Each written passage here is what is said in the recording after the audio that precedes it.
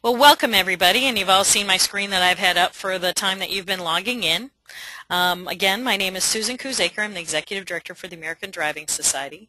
And this webinar tonight is the Introduction to Combined Driving. We have a jam-packed hour-long presentation. We will appreciate it if you can put some questions in the question bar. However, we'll only be able to take a few of those during the presentation just because time constraints. But again, we'd like to appreciate hearing your questions.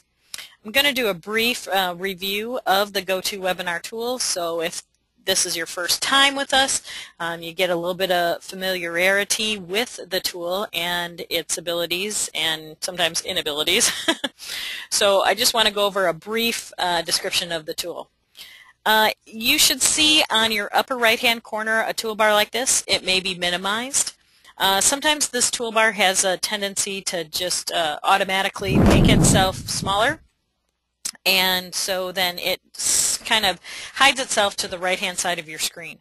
If you want to expand that toolbar again to write questions, if you click on that red arrow on the top, it'll expand to the left, and you'll be able to access all the different tools that are available there. One of the biggest tools that's available is the question pane. And you should see a little window labeled questions, and you can go ahead and type in your question down here, and then it will appear to me, and I'll be able to hit a few of them while we're doing our presentation, but mostly all the questions will be recorded.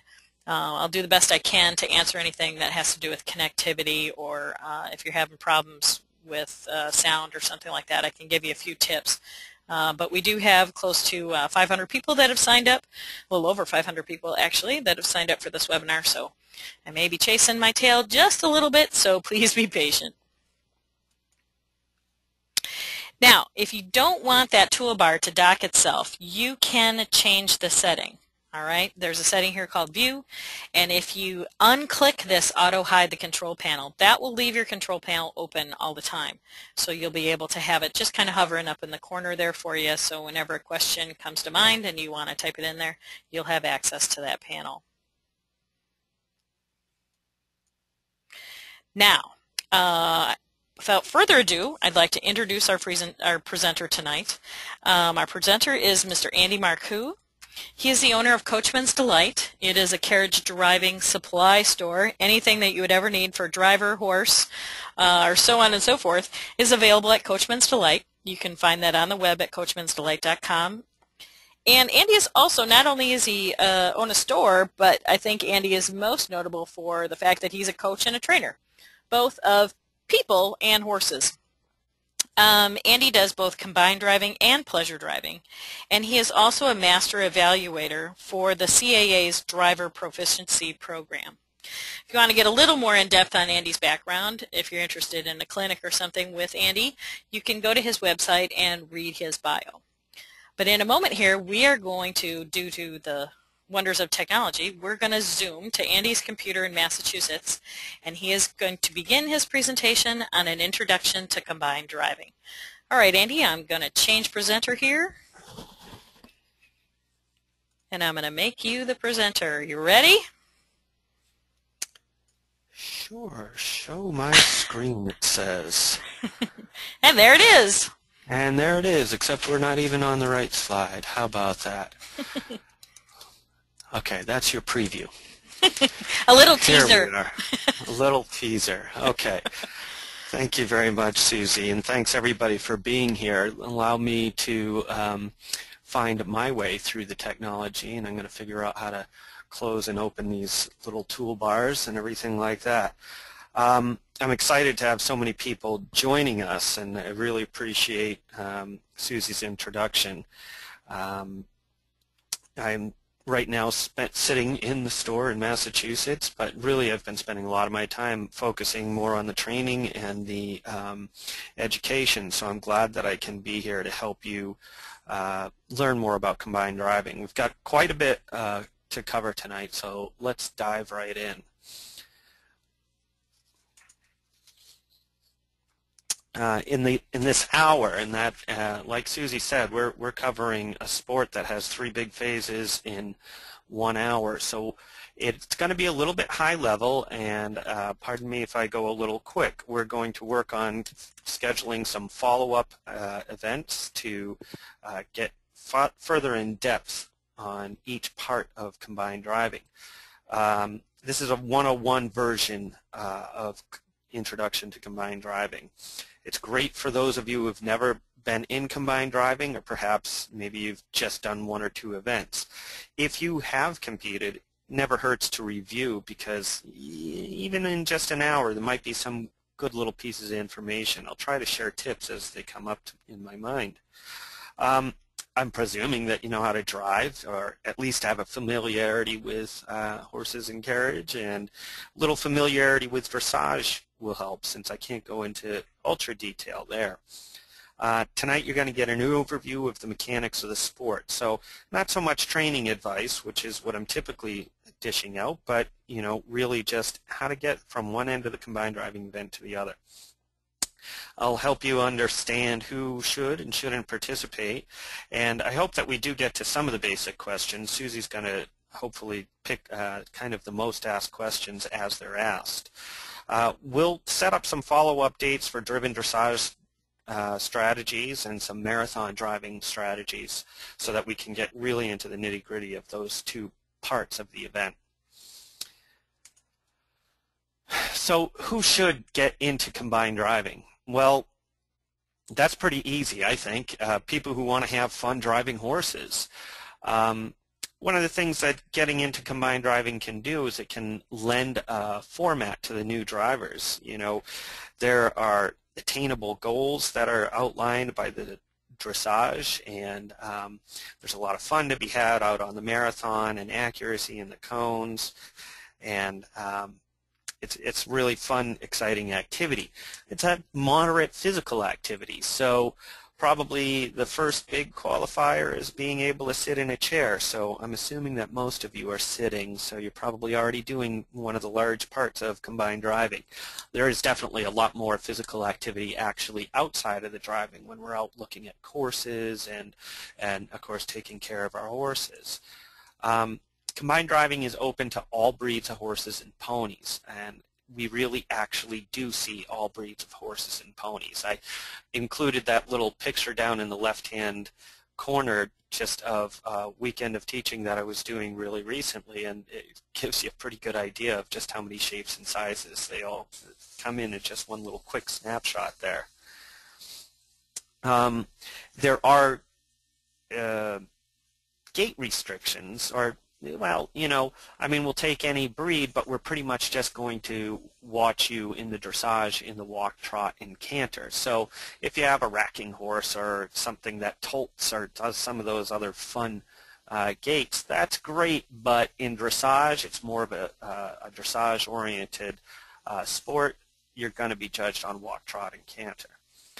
Fitness and stamina are modest at the lower levels. They're not too difficult, and we'll talk about some of the formats that we have that actually have very low fitness levels. But as you increase and as you go to a bigger event, you go up into the levels, the stamina required of the horse increases with that challenge. And that's where some of the heavier breeds, they have a little bit of a hard time. So the heavier breeds will do well at training and even prelim, but as they start to get very competitive at prelim and go into intermediate, the heavier breeds tend to drop out. So the sport is comprised of 3 phases. It's modeled after the ridden combined training. Dressage is referred to as competition A, and of the horse it tests the horse's submission, balance, physique, their engagement, their way of going, also tests your memory a little bit. The marathon section, competition B, this tests the horse's endurance and fitness, responsiveness to the driver. It also tests the driver's horsemanship, an ability to use good judgment and take an appropriate pace. And then on competition C, the cones competition, well, that tests for accuracy and recovery after the marathon. Once we've taken our horses out and done these marathons and, done the fast driving and had the fun and that kind of thing, we want to make sure that that horse can come back after that kind of an event sound and also still paying attention, still being really submissive, such that you can go ahead and do something that's kind of a technical course like a cones course. And I'll get a little further into explaining all of these different sections here. The competition formats, there are a lot of different ways that a combined driving event happen. At the most basic level is an arena trial. Now these are a lot of fun. This is the kind of thing that, especially in the northern states, happen in the late winter, early spring, before really we can get out into the fields when our fields are either too snowy or too wet. It's a micro combined driving event. You get to do dressage and you get to do a couple of hazards and you get to do cones, all formatted for little indoor arenas. So even the dressage tests are modified for an arena trial. Great thing is you can get in and get out. Get in, have a good time, and then go home. It's not unreasonable to truck into an arena driving trial at 8 or 9 o'clock in the morning and expect to be able to close the tailgate on your horse's trailer by 4 or 5 o'clock in the afternoon, and you have all 3 phases done. A one-day horse driving trial is similar to the arena trial in that everything happens in one day, but what you have is a full-size dressage arena outdoors, which is about the size of a football field, so most indoors aren't going to accommodate that, usually followed by cones and then a one-section marathon. And don't worry, I'll explain the marathons a little bit better a little bit later. So that's your one-day driving trial. That can be as simple as an arena trial where it's simple courses, simple hazards, etc. But they also get a little more involved where being at the event a day early to walk the course is a good idea. So for example, here there are a couple of horse driving trials where we'll all show up on a Saturday afternoon, get our courses walked and everything like that, and then go on and actually just focus on driving the event on the second day. In a 2-day horse driving trial, very similar to the 1-day driving trial in that you have dressage, usually followed by cones, but you'll have a full day of dressage, and that allows an organizer to bring in more competitors because obviously we can get more dressage tests done from 9 in the morning until 4 or 5 o'clock in the afternoon than we can between 9 and 12. On day 2 of a 2-day trial, you're going to have the marathon section, but it's just going to be a one-section marathon, and that's what designates it a horse driving trial. A 2-day combined driving event, just like the 2-day combined driving trial, the horse driving trial, except on the second day, the marathon day, you actually have a 3-section marathon. So it's a little bigger deal, and usually they involve much larger courses, more involved courses, and they're done for events that can have a lot of volunteers. A 3-day CDE is the sport in its full form. What you have on day 1 is dressage, and that's all you do that day, is you just focus on your dressage tests. And then day 2 is the marathon, and that's all you do that day, is you focus on your marathon. And it'll be a 3-section marathon. And then day 3, that's when they have the cones after the dressage and marathon, which is the way the sport was meant to be. That is usually a much bigger commitment. Most of us will show up for a 3-day CDE maybe 1 or 2 days in advance. So if we're going to be driving Friday, Saturday, Sunday, a lot of us will show up on a Wednesday, and there are even people who show up on a Tuesday night if the stabling allows it. So that's kind of the progression of the types of events. Usually when you're starting out, you're going to be attending some of the arena trials, the one-day horse driving trials, or maybe the two-day horse driving trials. And of course, it sure matters where you live in the country what the availability of these trials and events are. Now, you're going to hear me talking about levels and divisions. And what a level is the progressive scale of the challenge of the competition. So we have a few different levels. We have training level, which is the most basic, prelim, intermediate, and advanced. So that's the level that you're competing at. A division is a grouping of like turnouts. So a single pony is very different than a pair of horses. So those would be clearly in two divisions. The more competitors that are arriving at the event, the more divisions that there can be. So you can even have junior divisions if an event has a lot of people and there are enough junior drivers, or you can have a small pony and a large pony division. Divisions can be combined, but only within the level. So maybe all of the ponies and horses, the single horses and single ponies, were to get lumped together, or more likely the pair horses and pair ponies get lumped together, but only within their own division. So maybe the prelim pairs, ponies and horses, will be in the same division. And actually, believe it or not, the sport is well built enough that it becomes a pretty level playing field, even when we do combine the horses and ponies all in the same division. Okay, speaking of the levels and divisions, let me give you a quick explanation of the levels. Now, training level is the very beginning. This is your novice driving. It's designed as an introduction to the sport. The dressage test is quite simple, very straightforward dressage test, relatively easy to remember, relatively easy demands on the horse and the driver. Just a good way to get into the ring and feel your way around it. Hazards are not scored, so this will make more sense if you're not familiar with combined driving yet. Hazards in other events are scored. Here, you just get to go out and you do the hazards, you get the feel for the hazards, but they don't actually count as your score. So it takes a little pressure off there. The cones competition, the cones are set really quite wide and plenty of time to get the cones course done without incurring penalties, so that's nice and relaxed. And really, you can use most carriages for this. You know, a two-wheel carriage like the one that we see there, or a road cart, or you know, you can really use a recreational carriage. Probably not an antique because we're still going to be going over cross-country type terrain.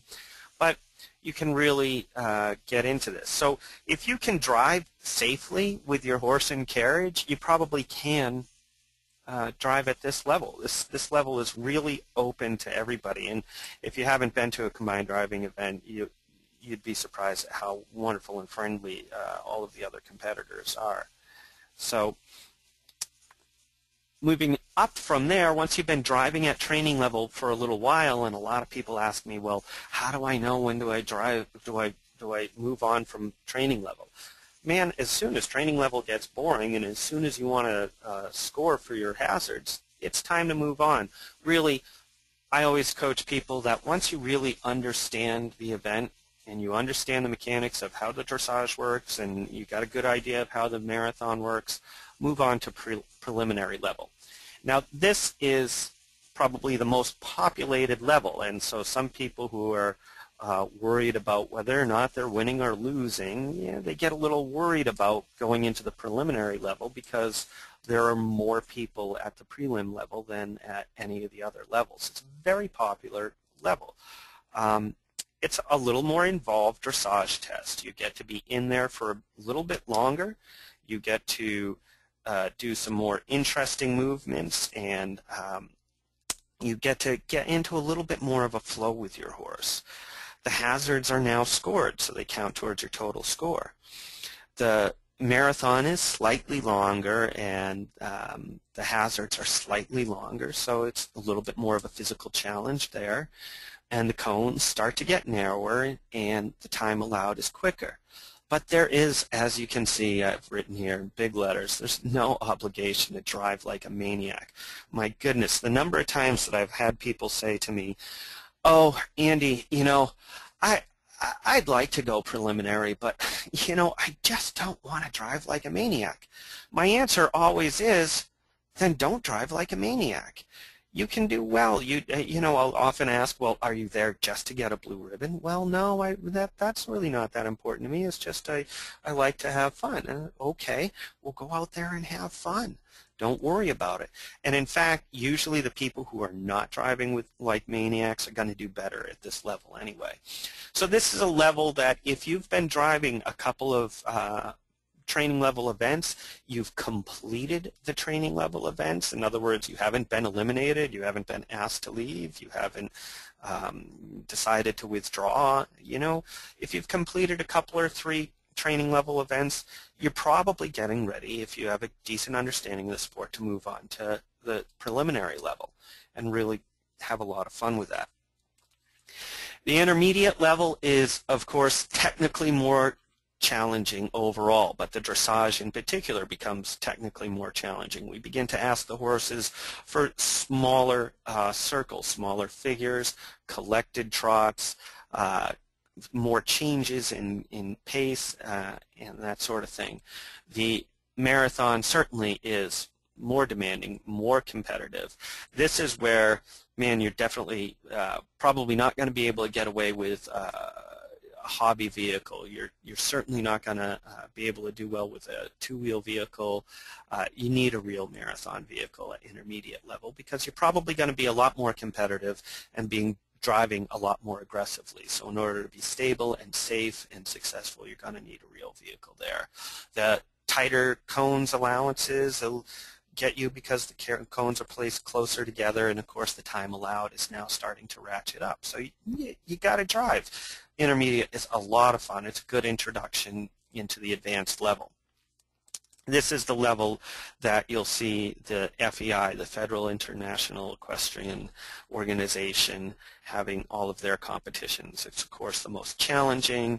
It's a really long, challenging dressage test, and with a lot of different movements and very quick changes from a collected trot right up to an extended trot and then back to a collected.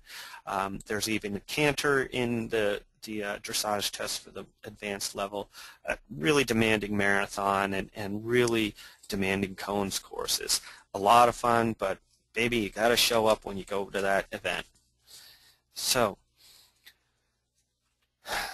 biggest thing is knowing the rules. Now, this may try to imply that I want you to memorize the rules. I don't want you to memorize the rules. Nobody really memorizes the rules. The judges don't memorize the rules. You can't possibly memorize the rules. Anyone who tells you that they have the rules memorized, don't worry, we're going to change them next year so they can't stay memorized for very long. The important thing is that you know how to get to this rule book. And anybody, any one of our participants tonight or anybody else can go ahead and download the rule book. And I really encourage you to do that, because when you have that as a PDF on your laptop or your mobile device, your iPad or what have you, man, it's really easy to figure out, can I wear a pom-pom on my helmet? Well, let's look up pom-pom in the rule book. Nope, there's no exclusion against pom-poms here, and so go for it. You know, you really get a real advantage when you go ahead and read right through that rule book and look through it. Just get a question, type in your question, type in a search term, and really peruse through it. At the combined driving event, there's a technical delegate there who will help you understand the rules. The technical delegate is there to help you and the judges understand the rules. And at the combined driving event, the rules are decided and the interpretation of the rules are decided by the judges. So if you have a real question about, am I allowed to do this, am I allowed to use that piece of equipment, the end of the line that weekend, that day, is the person who's judging. That's going to be the person who's going to decide if what you're doing is legal or illegal. Okay?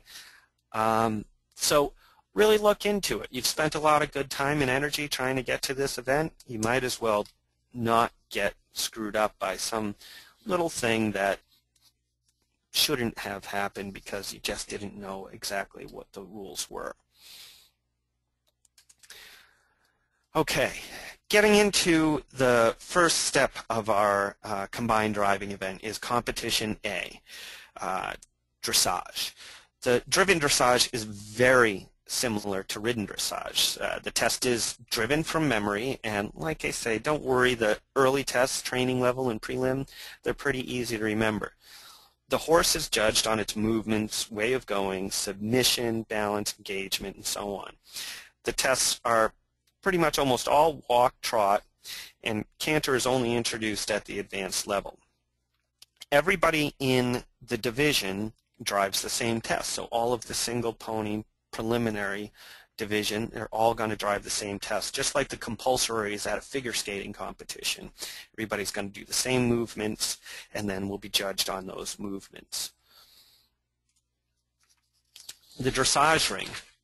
Now, don't get too intimidated by all of those letters over there, okay? When you're starting out, you're really only going to have some of these letters. So as you begin in the training level, you're just going to have these letters here,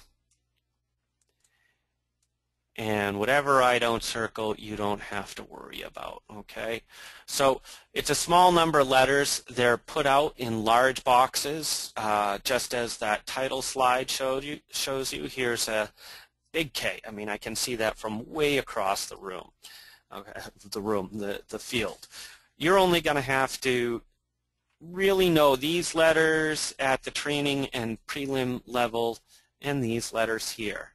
All of the letters that are not circled are for intermediate and advanced drivers, so don't worry about it. We'll get you warmed up in here. It's a large arena, 40 meters by 80 meters, so that translates directly to, almost directly to yards. So yes, you're looking at a football field, really. The advanced level drivers and most of the intermediate dressage tests are done in a 40 by 100 meters, and of course the tandem and four-in-hand drivers all use a 40 by 100 meters. The letters are in a standard pattern, so this is the pattern all the time, every dressage ring, so the organizers can't sneak the letters into different places, so don't worry about that. One nice little trick that you can do to memorize these letters is put these letters up in your barn. You know, if you've got a barn aisle with just a few stalls, put a C on the aisle, put an A on the aisle over here, and an E and a B, you know, somewhere in your barn. So as you're walking around and working in your barn, you're figuring out exactly where the letters in the dressage arena will be. Before you know it, you'll have that dressage ring memorized. Now, Susie pointed out that we gave you a link to the Preliminary Test 2 1994 dressage test. And what I've done here on this slide is just pulled some of the main elements out of the test that I just wanted to be able to talk to you about tonight. This obviously isn't an exact copy, but it is a copy of certain elements. And what I wanted to bring attention to here is something that a lot of people don't appreciate about the dressage tests, and that is that we put out on the dressage test exactly what our expectations are of you. The left gives you the types of movements that will be required in the test. Okay, so it tells you right here, we're going to ask you to do a working walk and working trot. We're going to ask you to do a lengthen walk. We're going to ask you to do a lengthen trot. And we're going to ask you to halt from the walk or trot. Okay? So that's the gaits and movements section there. So at the preliminary level, this is what we're looking for. At the training level, it's slightly different. We're also going to ask for a rein back. We're going to ask that you do a 30-meter circle. In this particular test, we're looking for a 20-meter circle and a serpentine of 3 loops. So if you're trying to evaluate, geez, am I ready to drive at this level at this test? Well, you can look right here in this left-hand column and find out that, okay, do I know the difference between a lengthened walk and a working walk? If you don't, go ask your coach and have your coach help you work out through those differences. Now, instructions over here. Okay, this is for you and this is for the judge. Horse must show correct longitudinal and lateral bend. Okay, so that basically means that the horse is just shaping themselves on the figure that they're being driven upon. They should show increased activity of the haunches, so the horse is really working a little bit more as opposed to the training level. And transitions may be made through the walk. Here's a good one for me to just really go ahead and go crazy with all of my little annotations here. Transitions may be made through the walk. A lot of people don't understand that at the preliminary level, this is still true. Okay, you don't have to go slamming into a halt. So just transitions may be made through the walk. So we've already drawn out a lot of what we're going to expect from you in the dressage test. Now, reading the dressage test down here, things are split into columns as well. This first column just tells you what the movement number is. Well, that's fine, and as you can see, I just cut and pasted a small piece of this dressage test out. The second column tells you where on the map am I going to do this movement. So there is C. I happen to know that C is up at the head of the ring where the judge sits. What am I going to do at C? The third column tells us what we're going to do. Working walk. You'll assume that you're going to working walk until the next letter mentioned. M. It's actually a relatively short distance from C to M. Well, at M, I want to make a change. What am I going to change to? Lengthened walk. And then we're going to arrive at E. What are we going to do at E? We're going to return to the working walk. Now, all of these movements happen at the letter. So, when a rider approaches C, they'll often make their transition with the rider at C. But in our case, we're doing this with the nose of the first horse. So as that horse's nose approaches and crosses the plane of C, he should be going from a working trot, which we're assuming this is what the horse was and doing in movement number 7, to a working walk. As his nose hits M, he should transition to that lengthened walk, and as his nose hits E, he should transition back to that working walk. We'll tell you if we want it other than specifically at letter, and so here's a good example of us asking for it in a little different way. Between E and K, so that means after E and before K. Develop a working trot, so you have some time to put that working trot together. Now, another big hint that most people seem to look over on the dressage tests, it tells you right here in the directive ideas just what exactly I as a judge am looking at. I'm looking at balance in the transitions. I'm looking at lengthening of frame and stride, and baby, I can't tell you how often I have my scribe just go ahead and underline lengthening of frame and stride when we're talking about a lengthened walk somewhere or a lengthened trot. And we're also looking for the horse's elasticity. Those are the criteria, the main criteria on what I'm judging that particular movement. Down here you can see that I'm going to be judging this movement on the balance in the transition and the quality of the trot. And down here I'm going to be judging on the quality of the trot, the figure, the suppleness of the horse, and the horse's rhythm. Okay. Finally, over to the right, it shows you how many points are available. Okay. In most movements, I'm judging you 1 out of 10, and I'm going to give you a score out of 1 out of 10. 10 being the best you can get, 1 being the worst you can get. But look here, and don't overlook this. This is really important, critical. The walk section has 10 times 2.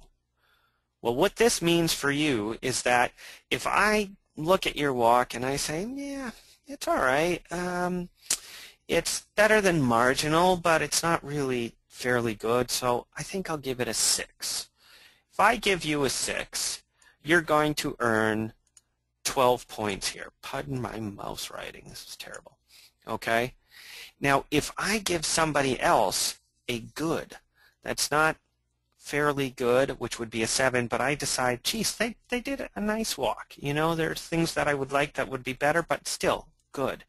That person has not scored 2 more points than you on that section. They have scored 4 more points than you in that section. So the walk work is really the place to begin most of your work. This is true on training level, preliminary level, and intermediate level tests. So you're really going to get rewarded for going out there and doing that walk work. I see people all the time really trying to just nail that length and trot all day long, and if they spent half the time on the walk, their score would increase immediately. Down at the bottom of the dressage test, we have collective remarks. Now, this is the place where the judge has the opportunity to really talk about the entire test as a whole. And we're going to look at, you know, all of this in terms of how is the horse going throughout the test. We're going to look at gaits. What I'm judging here is just the horse's freedom and regularity. If it's a team, you know, a 4-in-hand or a pair, I'm going to be looking at, you know, if they're doing equal amount of work and they're, you know, carrying an even pace and that kind of thing. I'm going to look at impulsion, just like ridden dressage. Impulsion is the desire to move forward. Okay? The elasticity of the horse's steps. So, yeah, the horse might be forward, but does he have elastic steps? And most critically, does he have a relaxed back? Okay, so if your horse rushes, chances are he may not get a good score for impulsion. Impulsion does not mean speed. It means forward motion, but with the elasticity and the relaxation of the back, and of course engagement of the hindquarters. Submission. Submission is, how is that horse responding to you? How willing, how happy is that horse? You see a horse with a happy face in dressage, he's probably going to get a good score on submission. It's really hard for a horse to not have impulsion and still have good submission. It's important that the horse accepts the bit. So if your horse puts his tongue over the bit in the dressage test, it's going to be hard to get a good score here. The correctness of lateral bend. The horse's attention and confidence, its calmness, lightness, ease of movements. Like I say, this is the happy horse score.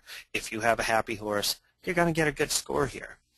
Finally, the driver is watched, and this is like somebody judging reinsmanship or judging equitation. The important thing here is that you're using the aids properly, and here's a really important one. So use of aids, handling of reins, whip, and ta-da, voice. This is a big thing. If you're coming out of a ridden dressage background, you've been discouraged for years to use your voice. In driven dressage, you're expected to use your voice, okay? It's one of your aids.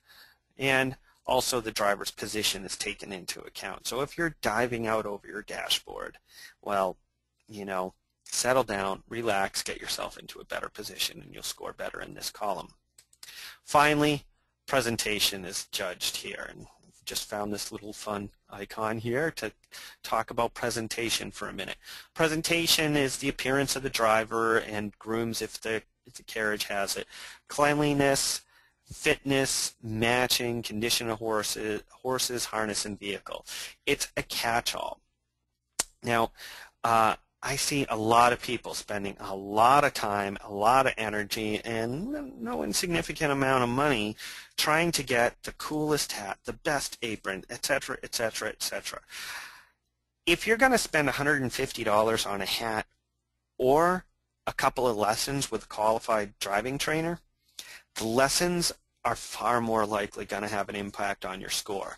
I want you to appreciate right here that presentation is only worth the same as any other movement on the test, while collective remarks are worth double, just like your walk work.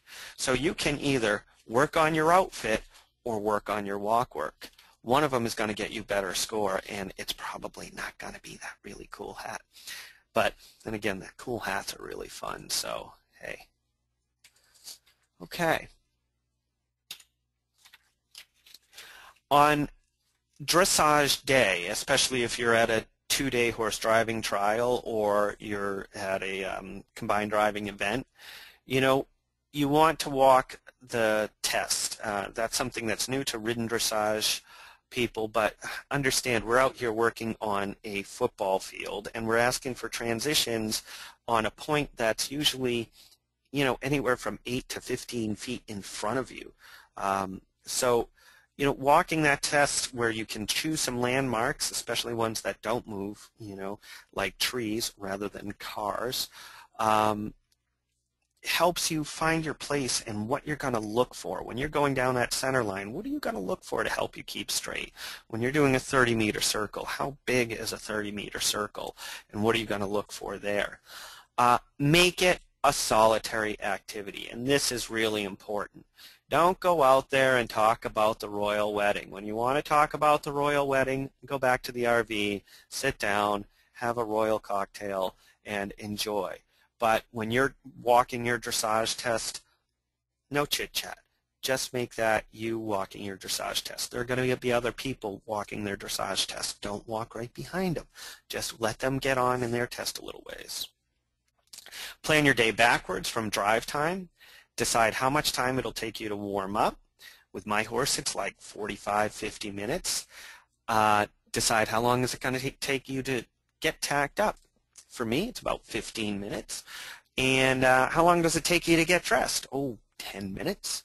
Okay, so 15 minutes and 45 minutes is an hour, and an hour and 10 minutes. So if I'm going to do a dressage test at 12 o'clock, well, I ought to think about getting dressed around quarter of 11, 11:30, so I can relax, take my time, and arrive at my test on time, cool, relaxed. Once you get there, drive the test, okay? Time for training your horse is done and over. Just focus on your test, and you'll have a much better time of it. Now, Susie, I'm assuming is still there, but muting her mic. There she is. I am, but I'm typing like a mad woman answering all these questions. You are typing like a fiend, aren't you? I'm glad I can't see your window right now. So, I really hope you didn't pass anything important to me, did you? No. We have a few really great questions. A lot of wonderful broad-based questions. One of the first ones I got here is, let me see here. I got to scroll up to the couple hundred we got here. At the lower levels, at the ADS level, do you have a minimum axle requirement? At the ADS level, you don't, and people are getting really worried about axle requirements and axle widths, and people are also worried about standardizing this and that kind of thing. Really, that's especially at the training level. Don't worry about it. There are some show organizers who are choosing to use a standardized track, and really, once again, that's not going to hurt you terribly. The ADS is not going to make you go out and buy a vehicle in order to compete. So even if somebody were to use a standardized track, they're not saying you're not allowed to compete with a vehicle that isn't exactly the same. So let's say you're out there driving a marathon vehicle that's 130 centimeters wide. Well, the standard track for FEI is 125 centimeters wide. But you know what? It's okay to drive a 130 centimeter wide marathon vehicle. They're not going to tell you you can't drive that marathon vehicle. They will tell you that you cannot drive a 120 centimeter wide marathon vehicle, but they're not going to exclude your vehicle from competition. Where this sometimes might be an issue is if you were to arrive at an FEI event and you had a track width that were significantly wider than the, goodness, I think maybe 148 centimeter track width, because the cones are going to be set to that track width. Generally speaking, most combined driving trials or events are going to accommodate you. What do organizers want? They want you. They want entries, and they're going to accommodate people who are showing up in slightly different width vehicles. That said, the differences in the widths in a typical dressage type Meadowbrook road cart, they're not going to vary a whole ton. If a person is driving a single VSE, would they need a navigator? Oh, come on. Now you're playing Stump the Chump. I don't believe that they are, Sue. Do you have your rule book open? Because, man, they are not. If you're driving a VSE, a single VSE, you do not need to have a navigator with you, so you may drive that horse alone. Everybody else is required to have a navigator. Only on the marathon portion, you do not need to have a navigator for cones and for dressage. You can if you want, and especially if you're driving a marathon vehicle, you may want to have that extra bit of weight on the back of your carriage for stability. But you are not required. At the advanced level, you are required to have a navigator on all phases. Right. Okay, so and here's my unwillingness to pin myself down without staring at a rule book when I'm choosing to quote, is this allowed or is this not allowed? And I get quite a few questions every week via email, is this allowed or is this not allowed? And I always direct the people to the rule book, and if I feel like it's somebody who's not going to be able to find their way to that part of the rule book, or they come back to me and say, geez, Andy, I can't find it in the rule book. Well, number one, either it's not a rule, or number two, I'll go ahead and quote it right out of the rule book, because it's really what the rule book says right now, and the rule book does change year by year because the sport is evolving. So, onward. All right, let's do one more here. Transitions on a dressage test. You say that transitions may be made through the walk-in training and preliminary levels. Is it better to show you can slam into them, or is it better to have them gradually go through the transition? Okay, that's a really good question. I'm glad that somebody asked that, because your horse, you're going to do the transition that your horse does the best. So at the training level, if your horse is, doing what I call a glue trap stop, and these horses come trotting in and all of a sudden they stop on X. And, man, if you had a drink, it would be all over the horse's tail. Okay? That is not an attractive transition. Generally speaking, it's not an engaged transition. That horse is usually using his front end to stop himself, and it's really kind of ugly. It's not a parlor trick. The reason a horse may be able to trot directly into a halt is because that horse has achieved a high level of collection. Now, maybe you're going into a training level test with a relatively high level of collection. Maybe the horse was an ex-ridden dressage horse or somebody else's driving horse that's already competed. And if you go into the halt from a trot, most judges are not going to hold that against you, but you're not really supposed to get a whole lot more credit for that than somebody who's carrying a horse in a typical training level frame and a typical training level way of going. So I would say don't force it. At the prelim level, You know, yeah, maybe you're only taking 1 or 2 strides, maybe on the outside a third stride into the halt.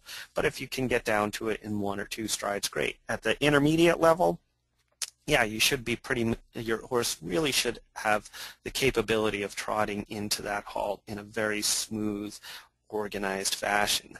That said, at the beginning of this year, driving RH at, that's my horse, at the intermediate level still, because he didn't progress as far as I wanted him last year, I'll probably take a walk or 2 in and out of my transitions, and yeah, some of the judges may really beat me up for it, and you know, others may not, but they might not beat me up as much as they might have if he popped into his transitions and really went up in the air and made a real goofball of himself. But then again, that's what he does.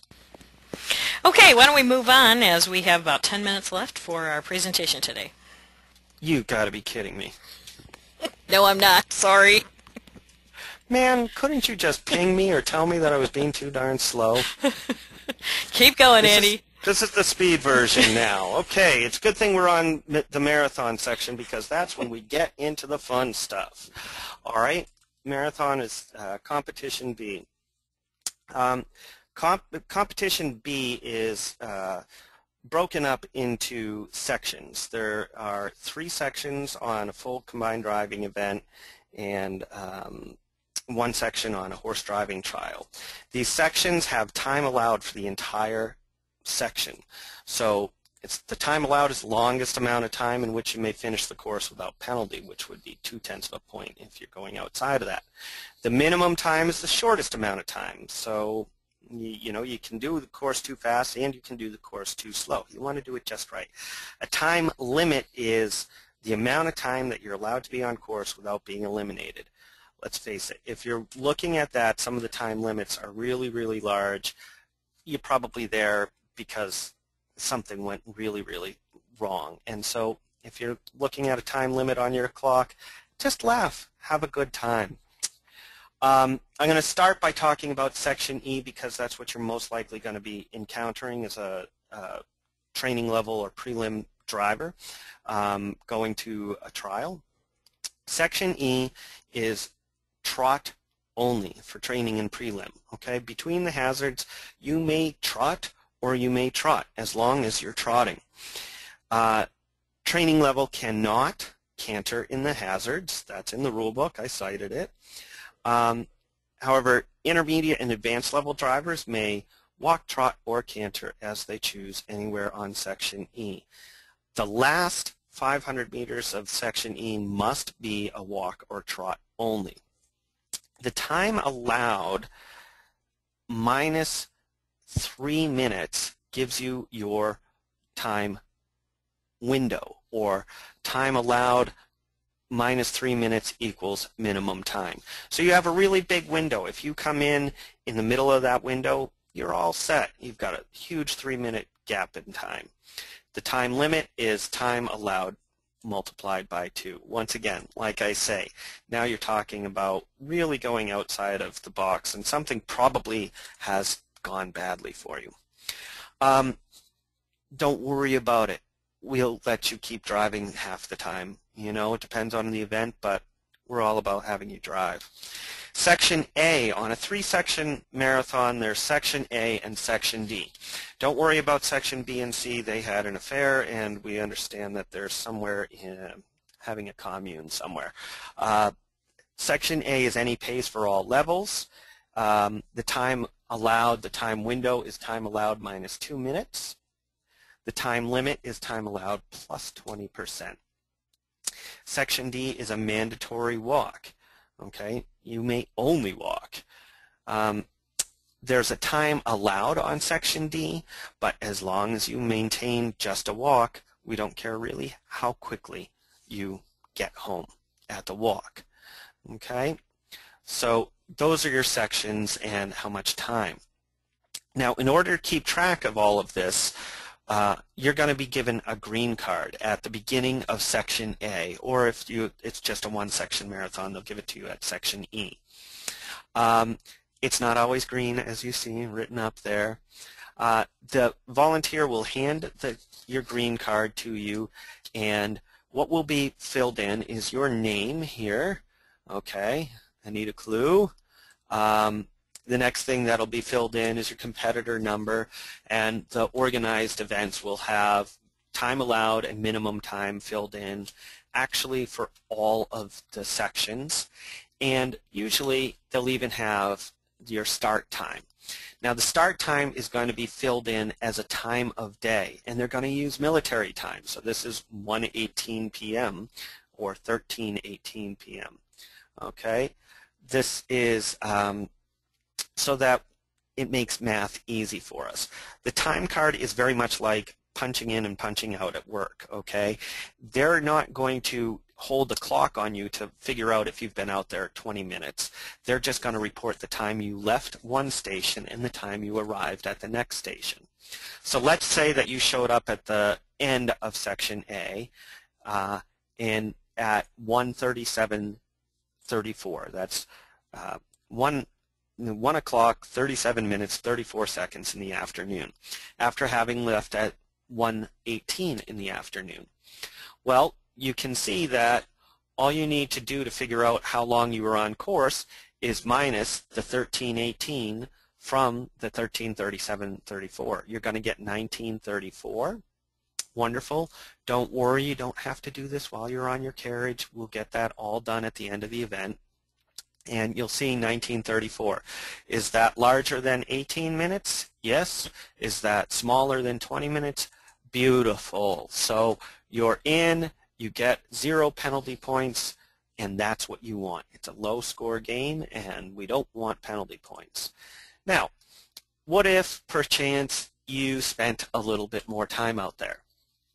Maybe you came in at 1:38 and 34 seconds. Well, we're going to do the math, and we do the 18 minus the 38:34, and you come up with 20:34. Is that larger than 18 minutes? Yes. Is that smaller than 20 minutes? No. So the next thing that we're going to have to do is figure out how much larger than 20 minutes is it. It's 34 seconds. We're going to take that 34 seconds, multiply it by 0.2, and you get your total penalty points. So in this instance, maybe you've racked up 6.8 penalty points. That's not killer, that's not brutal, but it's equivalent to hitting a cone and maybe a little more. Okay? So it's also not necessary. If you keep track of your time well, most times it's not too challenging to get in the amount of time that they've given you, provided that the course is marked right and everything is accurate. Don't let this intimidate you. This isn't the world's most difficult brain work. Trust me, if I can do the math, so can you. And I'm about to show you how you can do it. I am not a whiz at this. One thing to be aware of is that not every organizer is good at math. I've been asked to do the times for events, and I think to myself, oh my God, all these poor people are going to be going on my math. It's okay to go ahead and check the organizer, and then, you know, if it doesn't seem right, go ahead and ask. Ask around to the other competitors. Does this seem right? And if it doesn't, you know, doesn't hurt to check on it. As far as how you're keeping track of the time, get a decent stopwatch, but keep the stopwatch simple. This is my personal favorite stopwatch here, and shameless plug here, okay? This watch is really simple. It's easy to set. I can use it as a count-up timer. I can use it as a countdown timer. On my carriage, I keep 2 count-up timers because one may fail. I keep 1 countdown timer, and I mark that to the minimum time. Doesn't do you any good to have a watch beeping at the time allowed, because now all it's telling you is that you're late. So I set the countdown timer to minimum time, and then I know if I'm on section A, hey, I have 2 minutes to get this marathon the rest of the way done. Usually the end is in sight. If I'm on section E, I have 3 minutes. Okay, this Ultimate Time Watch is kind of the ubiquitous eventing watch. Most 3-day event riders use that. That also serves as a countdown timer. But also keep a blank timer with you, because you'll be asked to carry on about holdups. Now, with the short time that we have, we'll have to get into holdups when we do the Combined Driving Marathon Strategies course. Out there on course, they're going to give you kilometer markers so you can kind of keep track. Where are we? We're supposed to be at 10 minutes. You know, we're supposed to be doing a 5-minute kilometer. We're on our second kilometer. And lo and behold, you'll see these nice little 2-kilometer signs. That's when you mark your time. Training level will be black and white. It can be white on black or black on white. When you're moving on to the preliminary level, it's going to be a green marker and hopefully a square. This is like Lucky Charms. Okay, going into intermediate level, you're going to go on to a red marker, and finally the advanced level goes on to a blue marker. Mainly, if you're prelim or training, look for your color. Okay. Keeping track of all of this is a little wonky at the beginning, so we've created a sheet here for you that will help you keep track of this. Sorry about this graphic. I should have put in a better graphic for you. But this sheet shows you not only the instructions, but how fast, how many minutes certain kph, maybe that's a 14 kph, it'll give you the time over here, how long that should take you. And Susie, if you can unmute for a minute. Yes, sir. It's really important to me that I get to what people are most interested in here. So if you could just kind of maybe if as long as people are willing to hang out with us, we can keep going. We're a little over time right now, but as long as people want to continue to hang out, we've paid the bill, so we should be able to stay online for as long as we need to. Okay, well, we're not going to stay here until midnight, as much fun as I am having. It's way less fun doing this in front of a computer. I like looking at people and talking to people and taking questions. Anyway, listen, I'm going to be going into this in a little more detail on the timing and everything like that, and I'll be sure to get cones, but let us know right now what the most important thing that you take from this event. If you use your little raise your hand, ask a question, or geez, Susie, type your question. Yeah, type your question into the question pane if you have a question. Keep going, Andy, on what you want to describe. Okay. In your question pane, just a couple of words for Susie to be really able to look and see what most people are looking to get out of this. Just tell us what's most important that I get to tonight, and then I'll carry on with this part of the night. I think a lot of people who have done a little bit of combined driving will really want to get into this timing worksheet. Yeah, right, the Susie. Comments that I'm having here is, keep going, it's great, keep going. So what do you have, a shut 'em up filter on that thing? That's great. This thing is scrolling like a ticker tape. Good. It says calculating times are important. I can stay on as long as able. Thanks, Linda. So I think that they would like to see how to calculate those times out. So okay. Why don't you just go through this like we practiced?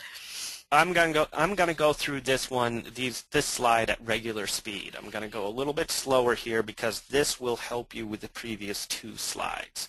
Okay, so this is a snapshot of that kilometer per minute worksheet that I just showed you on the previous page, and this is my little tool to figure out how to, where I should be arriving at each kilometer number. There are some tools, some people have come up with some webified tools, and you can actually relatively easily build a Excel spreadsheet to figure all of this stuff out for you. And I've done that, and I still end up using this. Maybe it's Old Home Week, it makes me feel better if I have to work a little harder, maybe I won't spend so much time in combined driving purgatory, I don't know. But I do like doing it out this way. So let's take, for example, 437 is a number that comes up, frequently in figuring out our kilometer speeds.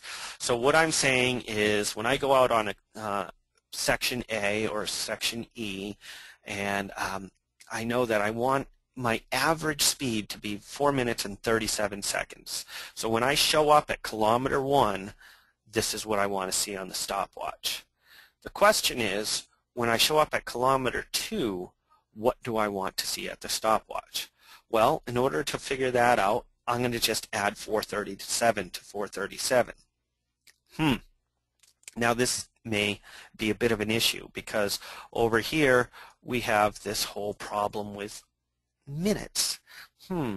37 and 37 is going to equal more than 60 seconds. In fact, it's going to equal 74 seconds, which is more than a minute.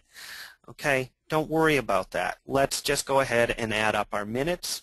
So 4 plus 4 is 8. We get 874, but that's not what I want to be looking for on my stopwatch. That's a little confusing.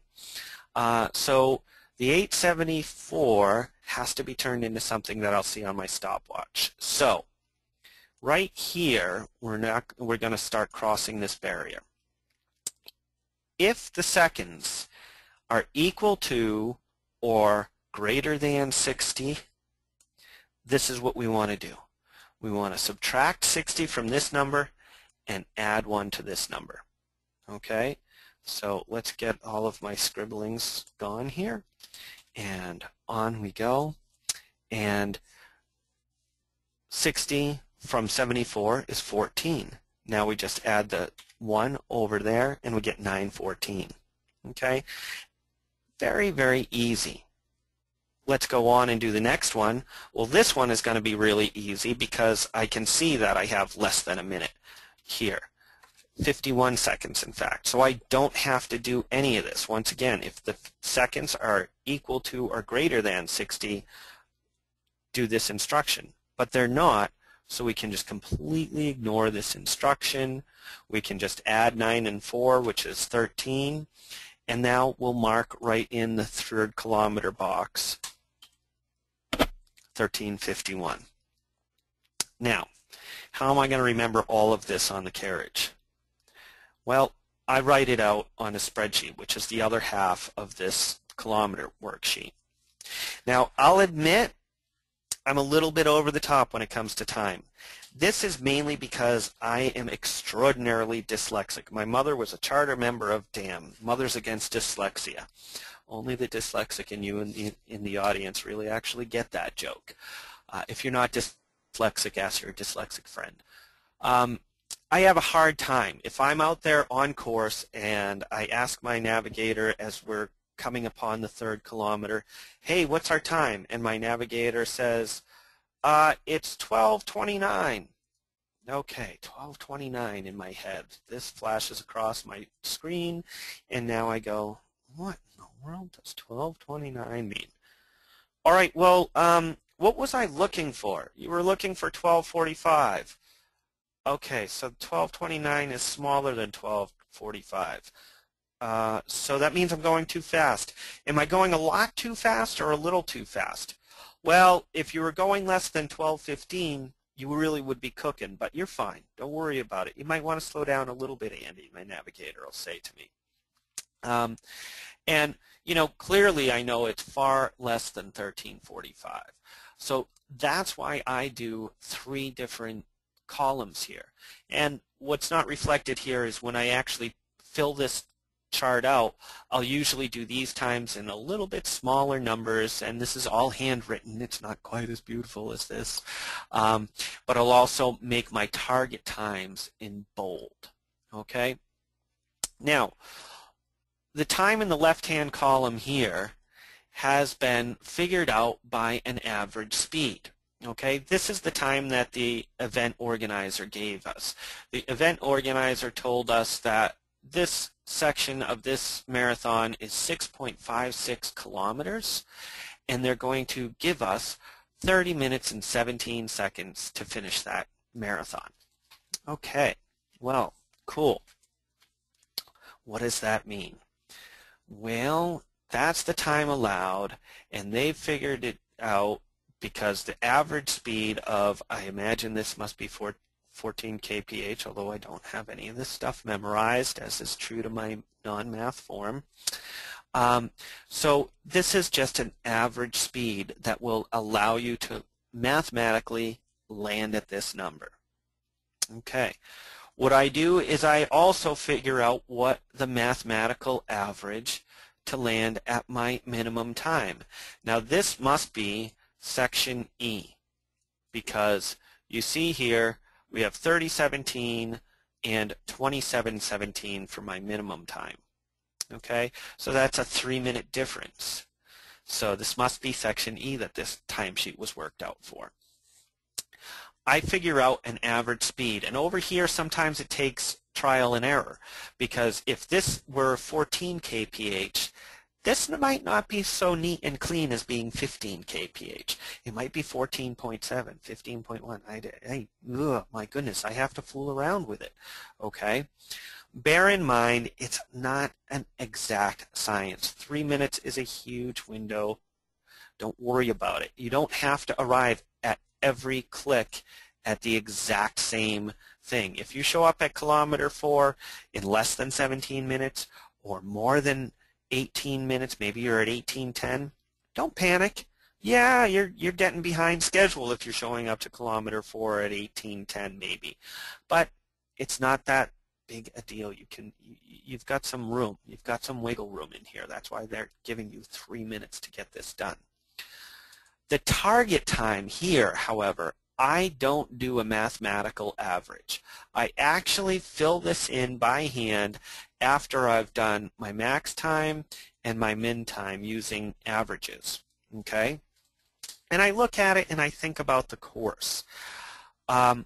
Most of us who have been combined driving for quite some time will start to gerrymander the numbers. Okay, so maybe I want to be done instead of exactly between 4:05 and 4:35, maybe I want to be going a little bit quick. Maybe I want to be going 4:10, or maybe I even want to be going 4 minutes because I happen to know that kilometer 4 over here has rocks and hills and stuff like that. So I want to, sorry, I'm having way too much fun with this tool. I better put it away. You're going to find that you want to start to bank up time.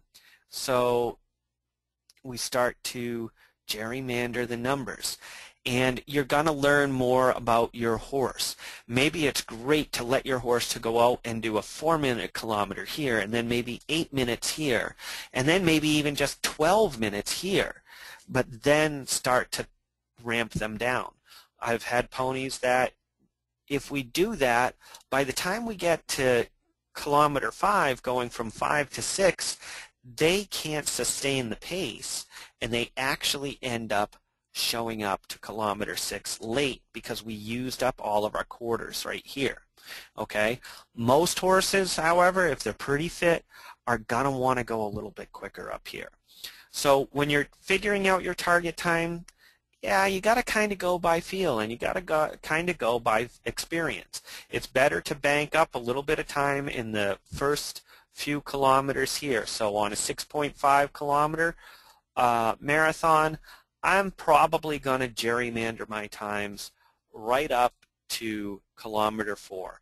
And then somewhere on kilometer 4, I'm going to start settling down and start getting the numbers to more closely represent these numbers over here so that I can rest my horse. The hazards on a section E are demanding. They require the horse sprinting. Now that I'm driving intermediate with RH, well, we're allowed to walk in between. So I'll really get up on time up here and then walk between each hazard. There are strategies that you'll impart as you learn about this event. Now, don't worry about doing all of this yourself. This is largely your navigator's job. And in fact, as a training level or preliminary level driver, you should probably put the spreadsheet and the clocks somewhere where you can't read them. Because, man, doing this and going over course and being a little bit nervous and having a little bit of a fun pony, this is just going to look like a lot of gobbledygook. So practice this with your navigator and practice what it is that you want your navigator to tell you. Maybe your brain works differently than mine, and this spreadsheet does nothing but to confuse you. Remember, it's important that it's most clear to your navigator. So if your navigator looks at this and says, oh man, this is so cool, this is what you want to be using. Okay, finding your way on course. We're going to help you find your way on course. We have these wonderful things called directional arrows. We have at times called them comfort arrows, and then later on in the day have called discomfort arrows. These arrows are just pointing. They're just pointers. You don't have a legal obligation to these arrows. You can pass this arrow on the right, you can pass this arrow on the left. They're just trying to get you to look in the right part, follow the mode path. Most of these combined driving events and horse driving trials are marked fairly well. The organizer really shouldn't be out there trying to trick you on course. They really want you to get through the whole course. The arrows are pointing you to compulsory turning flags. Now, these are far more important than arrows, okay? Because they have a number on them and they have colors to them. So here we are facing compulsory turning flag number 3. Well, you want to make sure that you've arrived at number 2 and passed number 2. Do you remember passing number 2? Okay. If you do remember passing number 2, then you're free to go through number 3 in this direction. The red arrow is always on the right. The white flag is always on the left. Okay? If you encounter number 3 and it looks something like this, you got a problem. Houston, we have a problem. You don't want to go through this gate this way because if you don't correct that before you go through gate number 4, you're going to get eliminated. So don't do it. If you approach number 3 and it looks like this, you're probably off course for starters, but just for giggles, go around in front of that and go through this way. Chances are, once you go through that way, suddenly the course will become far more apparent to you. Now, keeping track of whether you've gone through 3 or 4 and so on is a tally counter. Once again, shameless promotion here, but you know what? I love this thing, and you can get it at coachmansdelight.com, but you can also get them at most sports stores. But I'll tell you what, a lot of these marathons are really getting complicated because we're running out of real estate, and so we end up running over the same course over and over and over again. And so it can be a little challenging to keep track of where you are on course, especially for a guy like me who's not a numbers guy. You know, it's great to go through gate number 2, click off gate number 2. Now I know what gate I'm looking for because the tally counter has told me. So pardon the slides being slightly out of order here. If you miss a flag, you show up at flag number 4 after going through flag number 2, well, that's not good, but as long as you don't go through flag number 4 and you go hunting for flag number 3, you're okay. Yes, you took some more time to get to flag number 3 than kind of the rest of us, but you're still okay. If you pass through flag number 4 before you went out and found flag number 3, you're done. I'm sorry. If you go into a hazard that maybe was supposed to be after flag number 3, before you went through flag number 3, once again, I'm sorry, you're done. Unfortunately, or fortunately in a way, you're going to find out at the end of your marathon that that was a problem. So it's a little sad, a little disheartening to have a really fun marathon and then have the judge say, in their most polite tone possible, I'm sorry, you've been eliminated. Worse, you have to go up and check the scoreboard and see a big red E for excellent next to your name. moving on from the flags, and I like to draw cartoons. On section E, we have hazards. This is a great picture by Diana Mack. Thank you, Diana, if you're watching tonight. The hazards are a blast. This is what a lot of people show up for on the marathon. Hazards are on section E, and they are timed, okay? But they've got some of these gates in here, and sorry as I get a little bit lost in my notes here because I'm just looking through to see what I have written here. Okay. They have similar gates to those compulsory turning flags, where they're going to have a red flag and a white flag. Okay? This indicates here, as you see on this hazard map, that you need to pass through between the red and white flag going in this direction. Okay? So you're always keeping that red on right and you're keeping the white on left.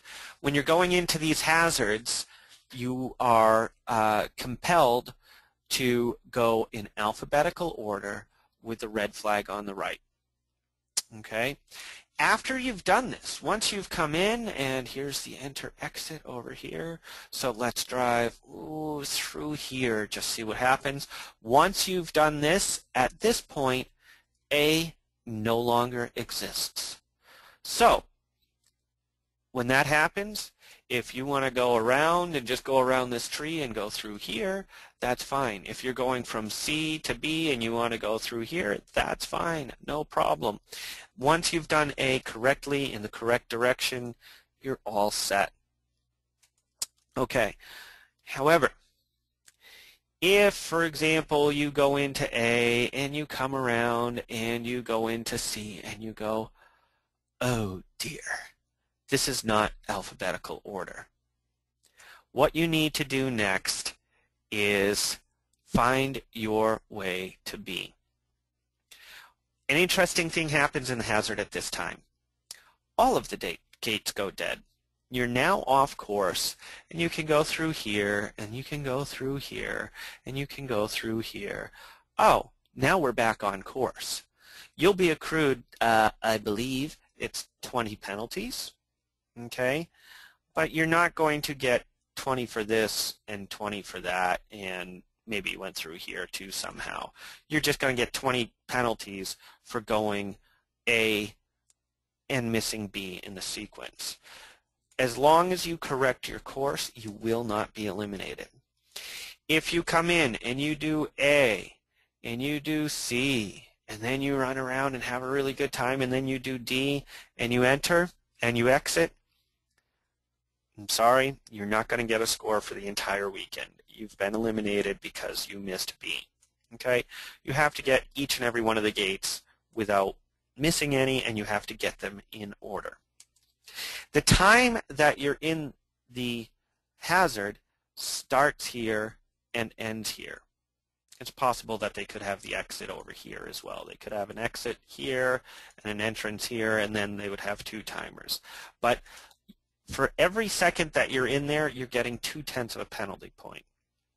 So it behooves you to move quickly. Now, if you're at training level, don't worry about this. It's not that big a deal because you can come in and have a grand tour of the entire hazard. As a courtesy, they might time you, but they're not going to hold your time against you. Everybody else, prelim and above, you really want to get through there as quickly, as efficiently as you can without accruing any points. Now, most competitors, it's any pace from enter to exit. Training level drivers must walk or trot only. So have a nice tour, training level drivers. It's fun, and you really only need to do gates A through C. I believe that's on my next slide. Let's have a little erasure here. Here we are. So if you're driving training level, you're required to do gate A. You're required to do gate B. You're required to do gate C. You are not required to do any of these. Okay? The organizer can even ask you to do just A and B only. If you're a preliminary driver, now you're going to go A, B, C, D, E, or just A, B, C, D. I get too excited about my alphabet. If you're intermediate, now you get to drive through E.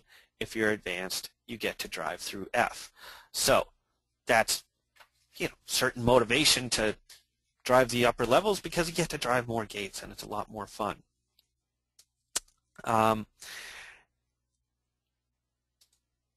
Each event has their own style. Some hazards may only be flagged through D. So if you're a preliminary driver, you drive all the gates, but some could even stop at C. An organizer could choose for prelim and training to drive ABC only.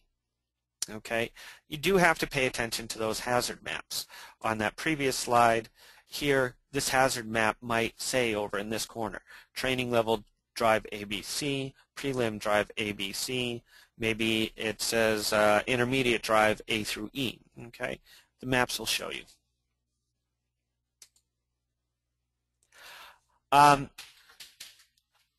Just a real quick shot at, how I go about walking hazards and some ideas.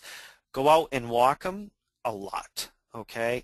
The organizer allows you to walk the hazards as much as you want up until the marathon starts. Once the first competitor is on section E, you're no longer allowed in the hazard. When I go through, I don't make any commitments on the first 2 walks. I kind of assess the real estate, figure out where the gates are. Try to get some time walking the hazard when there aren't 15 other people walking a hazard. A hazard looks a lot different when it's populated as opposed to when it's a party. Remain open-minded.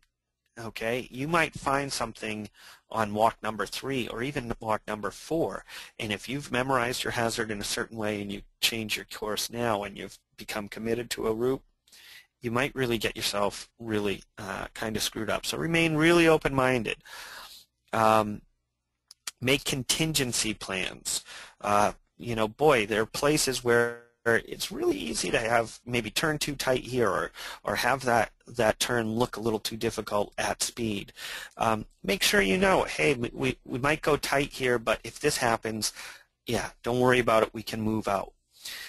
After your final walk, go into the hazard, spin yourself around, stand somewhere that you shouldn't be with your horse according to your route, and try to find your way back onto the route. Establish your language with your navigator. I cannot emphasize this enough. One day I took a student into a hazard and I said, okay, go ahead straight and go through those trees for A. And he said, what do you mean? Oh my goodness. Trying to figure out how, what do you mean? What do you mean? What do I mean? All of a sudden, now we sound like a couple of bumbling fools, and it was point, follow my arm, point, follow my arm. If you establish a good language, okay, when we enter this hazard, I'm going to say, go for the blue tarp, and the driver understands that, or the driver, may have some language that they want for the navigator. And lastly, check your gates as you're leaving. Just do a little mental check. ABC, ABC, ABCD, ABCD, okay? Because while you're in that hazard, you can correct anything, but once you've stopped the timer, maybe that hazard's over. And if you've driven wrong and you haven't hit all of your gates, why, you're going to get the big red E for excellent. Okay, Susie, let's check what the people think about this. Okay. Typically on the competitions that you've been in, at training level, how many hazards do they usually have? 1,000. Don't we wish? Then we would have fun all day. There are parameters, set in the rule book of how many people, how many hazards you're really allowed to have at a competition. But generally speaking, a training level competition is going to have 4, maybe 5 hazards. It would be rare. I don't think that, I think that putting 6 hazards out there is going to fall outside of the rule book, probably. But once again, like I say, I would have to have the rule book open next to me while telling you this information. So typically 4 or 5. Now, when you're walking the course and you're going through the hazards and stuff like that, Is it a good idea to have your navigator go with you? Yeah, why the heck not? Okay, yeah, it's really critical that you have your navigator go with you because that person hopefully is going to still be able to think when you guys get out on course because especially as a new driver, you've got a lot to keep track of. And your navigator hopefully can save you from making a mistake. If your navigator is as green as you are, which is often the case, yeah, your navigator's going to be prone to mistakes too. So the more the navigator knows and understands the course, the more the navigator can help you. Right, I think a navigator is critical. If I wouldn't have a navigator, I probably would still be driving a course somewhere. Luckily, my navigator is a math major, so excellent, excellent. He Yeah, knows you it. know what? Good navigators tend to be either engineers or ex-sailors. Man, those tend to be the greatest people for navigators. Anyway, moving on. Next question. Let me see what we got here. On VSEs, typical, since you don't have a navigator with you on the vehicle, how would you suggest somebody might manage the time, the card, the everything that your navigator usually does for you? Do you have any best practices with any of your students that have been in this predicament? I haven't had to tackle that challenge quite yet, and it's a really interesting question. You're going to have to come up with a system that works best for you. You're probably not going to be able to manage 3 and 4 timers without somebody there managing it for you. I would say large number timers, very large spreadsheet mounted somewhere where you can see it.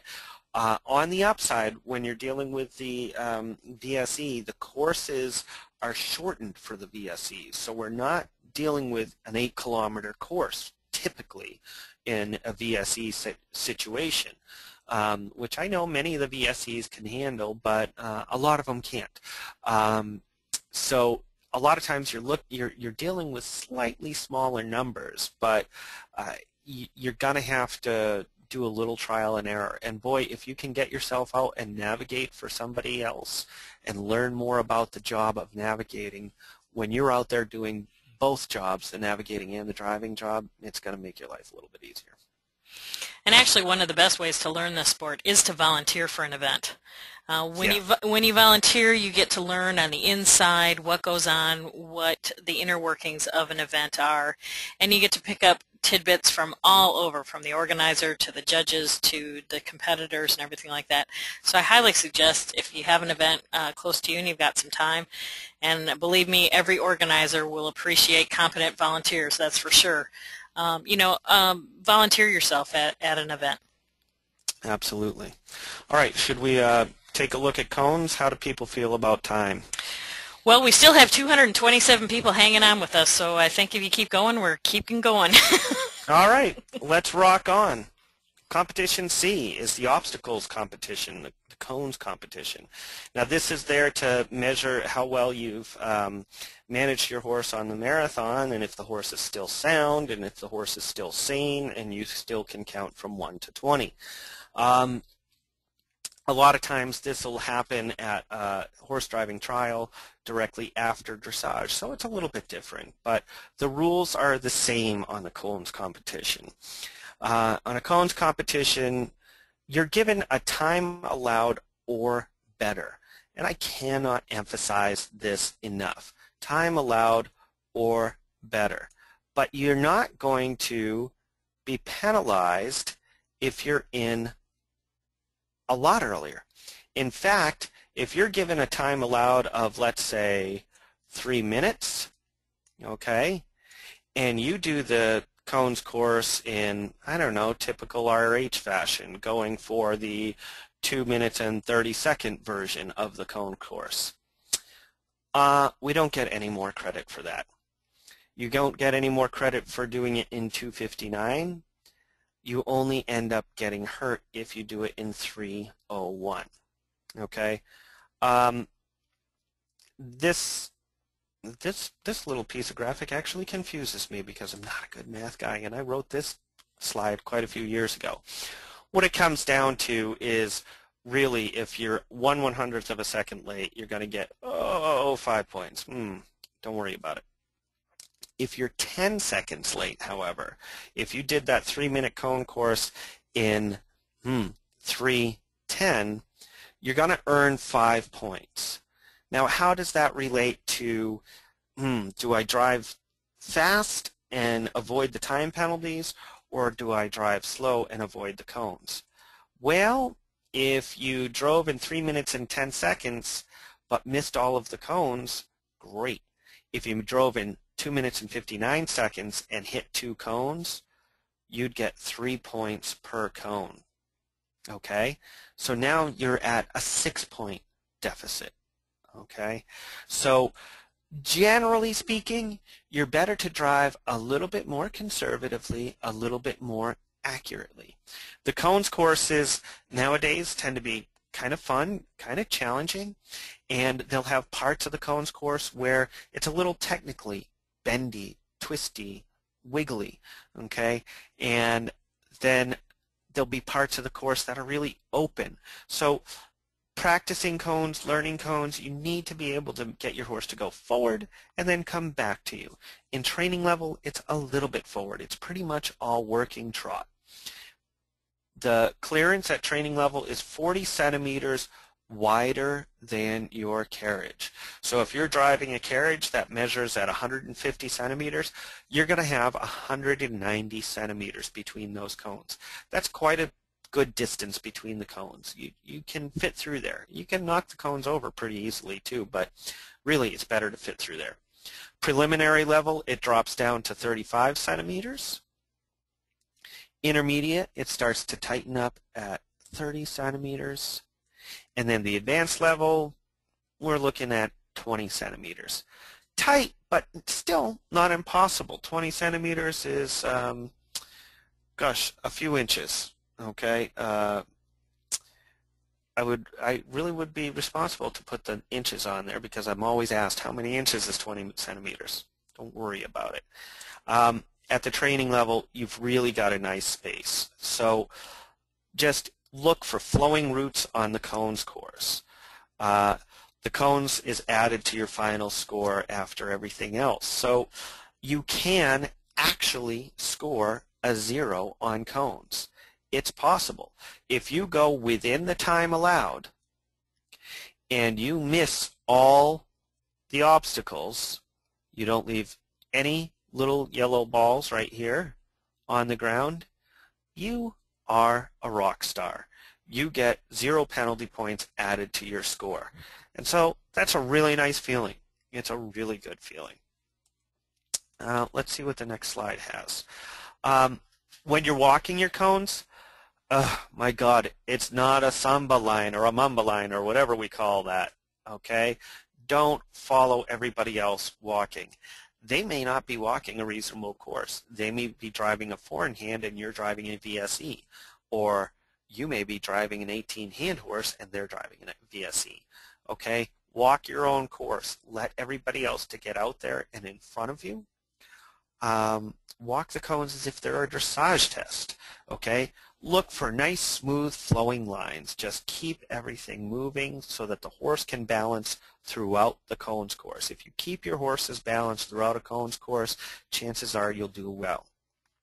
I like to choose landmarks to watch for in the cones test, just like I do in dressage. So especially when I'm driving intermediate or advanced, the cones are getting a little tight. I really like to choose, as I'm approaching this set of cones, what am I going to aim for that's well beyond the cones but really lands me in the center of the cones. I might look for a fence post here, a tree over there, what have you, but I choose something well beyond the cones to aim for while I'm going through the cones. Look at the space between the cones. Oh my God, I'm giving you the best piece of advice, totally free right here. Look at the space between the cones rather than at the cones. Your eyes tend to bring you to whatever you look at, even if you're driving a horse.